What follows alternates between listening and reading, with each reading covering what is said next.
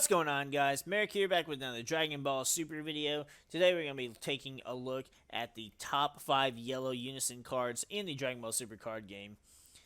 Yellow for this is one of those colors that I feel like did not get the best support, and in my opinion, there aren't a lot of good yellow Unison cards, and 9 times out of 10 you can just choose between one or two of them and be pretty set. So while the list was easy to go, hey, this is the best one, followed by this one, then I'm like, well, alright, what cards also need to fill out the rest of the list? So, without further ado, let's go ahead and jump right into it. Number 5.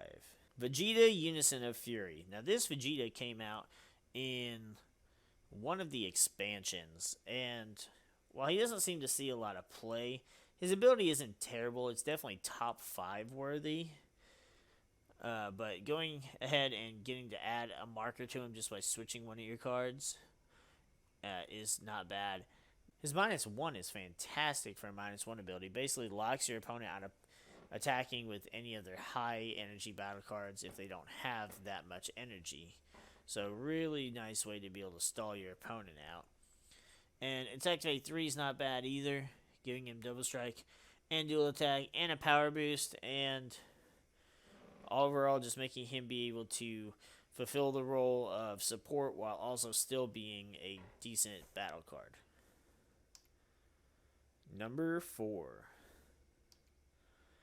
Baby Resolute Avenger. This one was a little weird to place on the list, trying to figure out where to put him, but he eventually ended up finding his home in 4th place. 15,000 on blockers, not terrible. Specified 3 is a little higher, but could be worse. His permanent is pretty good, though. If you have 2 or more yellow battle cards in rest mode, he and your leader get plus 5,000 power, so that's nice. +1 is just kind of At the end of the turn, you can switch him to active mode, so he can attack and still use blocker on your opponent's turn. Not terrible, but not super great either. And then his -2 activate main. The leader is yellow. You get to choose one of your cards and switch it back to active mode, which is, not terrible. It might keep them alive if your opponent can't attack battle cards, but overall, I feel like it's just not that great of a card. Even the SPR of this card is just pretty underwhelming, and we know Bandai can just do so much better. Number 3.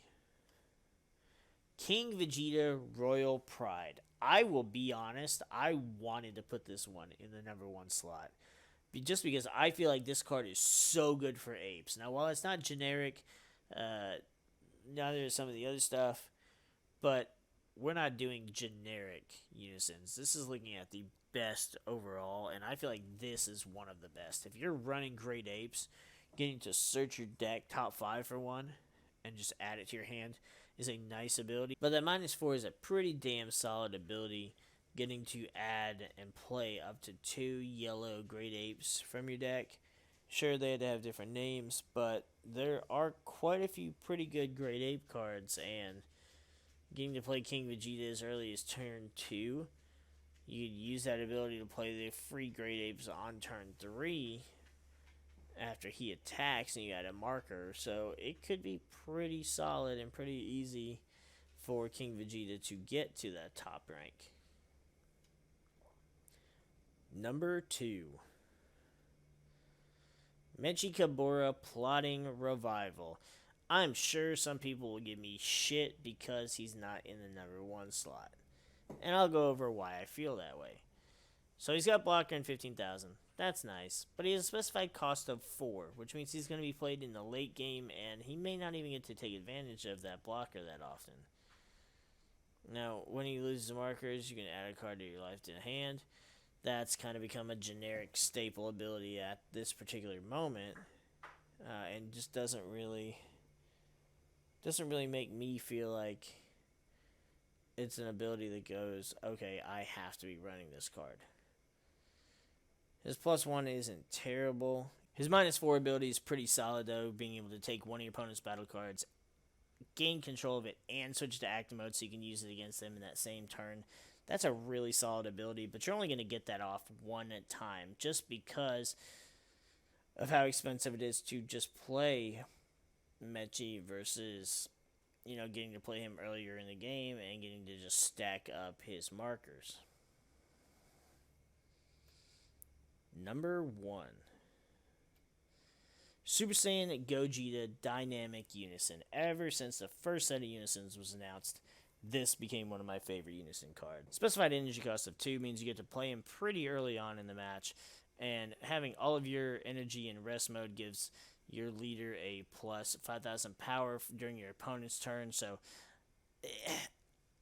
its ability is similar to Baby's, or rather, I should say Baby's is similar since obviously Gogeta came out first. However, Gogeta has the better ability. It just requires your energy to be in rest mode, whereas Baby requires you to have the battle cards on the board, so that's a bit harder to meet those requirements. Not a lot, but just a little bit.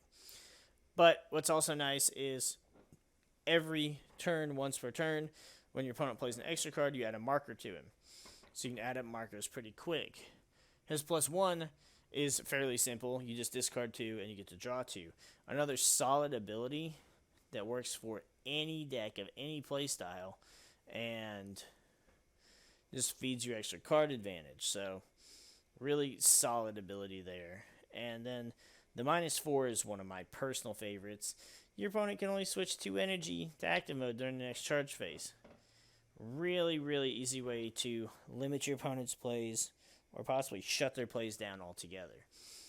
And I gotta say, even though I know that Menchie is more expensive, and it's probably considered the better of the 2 yellow Unisons, I personally feel that this Gogeta is just overall better because, like I said, Menchie, you can't play him earlier than turn 4, and you're probably only going to get his ability off once. But that's going to go ahead and wrap up this video here. What do you guys think as far as the yellow Unison cards? Do you think Gogeta is the best, or are you one of the Menchie fanboys? Nothing wrong with that, because I'm not really a Gogeta fanboy either. Either way, let me know what you guys think. I'd love to hear your thoughts in the comments down below. And with that, we're going to go ahead and get the frick out of here. And we'll see you guys in the next video.